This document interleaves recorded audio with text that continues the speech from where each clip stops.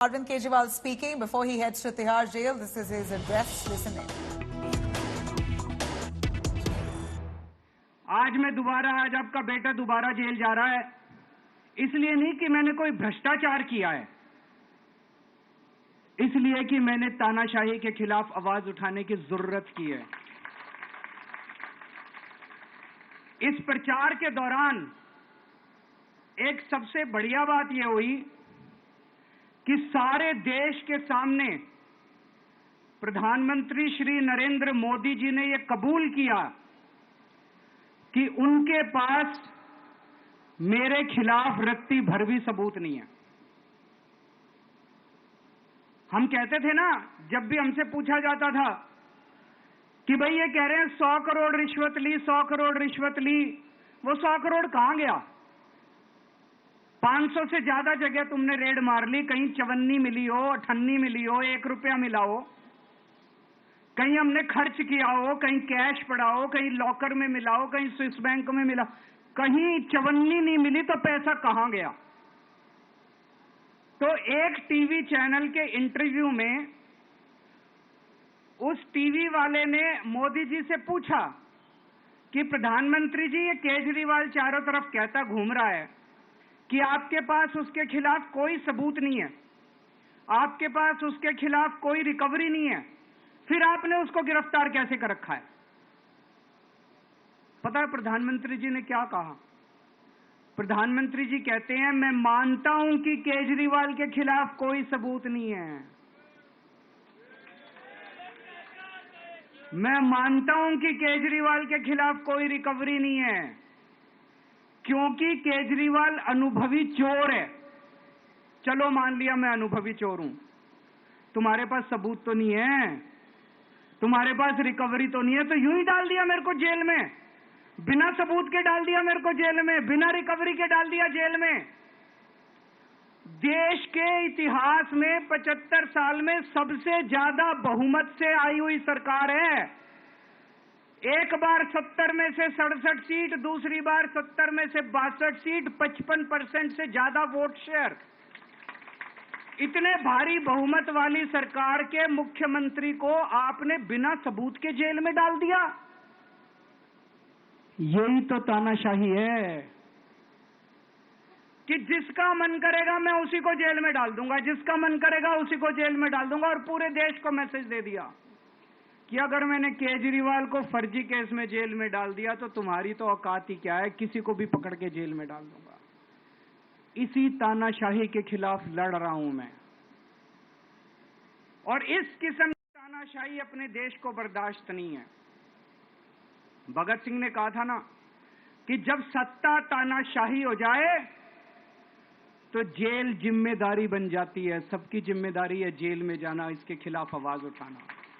भगत सिंह के चेले हैं।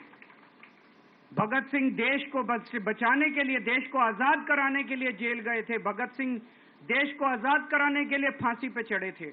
हम देश को बचाने के लिए जेल जा रहे हैं। इस बार जब जा रहा हूं, मुझे नहीं पता अब मैं कब वापस आऊंगा, मुझे नहीं पता ये क्या करेंगे मेरे साथ जेल में, लेकिन मुझे कोई परवाह नहीं है, जो मर्जी करें। अगर भगत सिंह फांसी पे चढ़ गए, मैं भी फांसी पे चढ़ने के लिए तैयार हूं। मेरे शरीर का एक एक कतरा इस देश के लिए है, मेरे शरीर के खून की एक एक बूंद इस देश के लिए है, मेरे जीवन का एक एक पल देश के लिए है।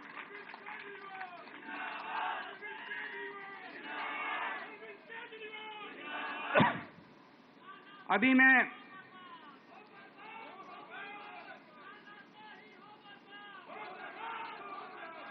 अभी राजघाट गया था सभी साथियों के साथ। महात्मा गांधी की समाधि पे हम लोगों ने श्रद्धांजलि दी। गांधी जी ने इस हमारे देश से तानाशाही का अंत किया था, वो हमारे लिए प्रेरणा स्रोत हैं। उसके बाद हम कनॉट प्लेस गए, हनुमान मंदिर, वहां पे हमने हनुमान जी के मंदिर में जाके हनुमान जी का आशीर्वाद लिया। 4 तारीख को भी मंगलवार है, भली करेंगे बजरंगबली, करेंगे कि नहीं करेंगे? बोल बजरंगबली की।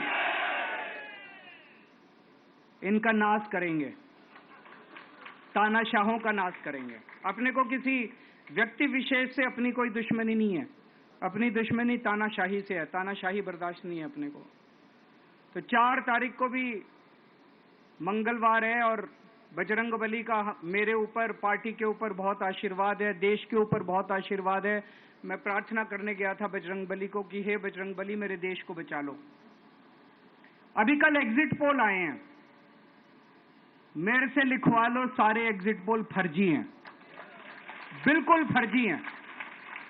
एक एग्जिट पोल वाले ने राजस्थान में टोटल 25 सीट है, उसमें 25 में से 33 दे दिए उन्होंने बीजेपी को।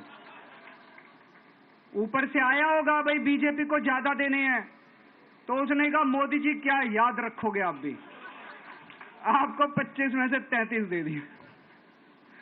तो पूरा का पूरा फर्जी है, पूरा एग्जिट पोल फर्जी है। लेकिन असली मुद्दा ये है, इनको गिनती से 3 दिन पहले फर्जी एग्जिट पोल कराने की क्या जरूरत थी, ये समझने वाली बात है। मेरे को भी समझ नहीं आया। कई सारे लोगों की कई सारी बातें चल रही हैं। एक ये चल रहा है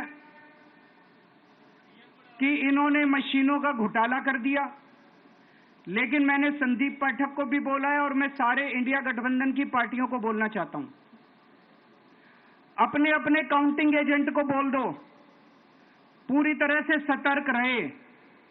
आखिरी तक अगर हार भी रहे हैं तब भी उठ के ना आए। कई बार क्या होता है, 1 राउंड में, 2 राउंड में, 3 राउंड में हार गए तो उठ के चले जाते हैं। उठ के नहीं जाना। सबसे लास्ट में रैंडम जितने बूथ होते हैं, ईवीएम मशीन होती है, उसकी पर्चियां पड़ती हैं। उन पर्चियों में से 5% पर्चियां उठाई जाती हैं। उन 5% ईवीएम की मैचिंग वीवीपैट की स्लिप से कराई जाती है।